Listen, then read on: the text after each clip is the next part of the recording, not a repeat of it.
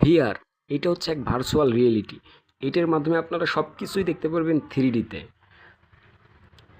যারা সিনেমা হলে যাইতে চান না কিন্তু সিনেমা দেখার ইচ্ছে আছে, তারা এটা চোখে লাগায় একবারে সিনেমা হলের মতনই সব কিছু অনুভব করে সিনেমা হলে বসেই মনে হবে যে আপনি সিনেমা দেখতেছেন, এমন অনুভব করতে পারবেন। এছাড়াও ভিডিওগুলো দেখা যায় 3Dতে, মনে হয় আপনার চোখের সামনে যে কোনো 3D ভিডিও চালাইলে মনে হয় আপনার চোখের সামনে ওইটা ঘটতেছে।